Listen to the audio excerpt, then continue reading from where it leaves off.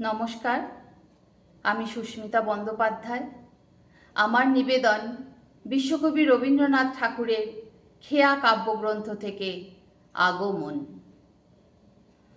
তখন রাত্রি আঁধার হলো, সাঙ্গ হলো কাজ। আমরা মনে ভেবেছিলেম আসবে না কেউ আজ। মোদের গ্রামে দুয়ার যত রুদ্ধ হলো রাতের মতো। দুয়েক জনে বলেছিল আসবে মহারাজ। আমরা হেসে বলেছিলেম আসবে না কেউ আজ। দ্বারে যেন আঘাত হলো, শুনেছিলেম সবে। আমরা তখন বলেছিলেম বাতাস বুঝি হবে। নিবিয়ে প্রদীপ ঘরে ঘরে শুয়েছিলেম আলস ভরে। দুয়েক জনে বলেছিল দুধ এলো বা তবে। আমরা হেসে বলেছিলেম বাতাস বুঝি হবে। নিশীথে রাতে শোনা গেল কিসের যেন ধ্বনি। ঘুমের ঘোরে ভেবেছিলেম মেঘের গরজনি। ক্ষণে ক্ষণে চেতন করি কাঁপল ধরা থরহরি। দুয়েক জনে বলেছিল চাকার ঝনঝনি।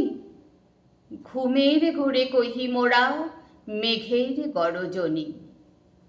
তখনও রাত আধার আছে, বেজে উঠল ফেরি। কে ফুকারে জাগো সবাই, আর করো না দেরি। বক্ষ পড়ে দুহাত চেপে আমরা ভয়ে উঠি কেঁপে। দুয়েক জনে কহে কানে রাজার ধ্বজা হেরি। আমরা জেগে উঠে বলি আর তবে নয় দেরি।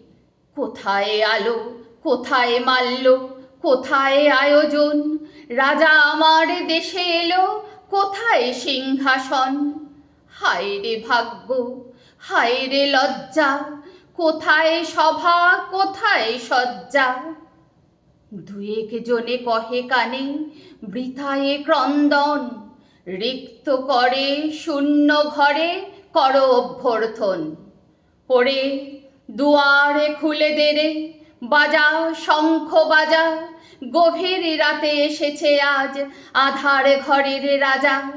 বজ্র ডাকে শূন্য তলে, বিদ্যুতেরই ঝিলিকি ঝলে। ছিন্ন শয়ন টেনে এনে আঙিনা তোর সাজা।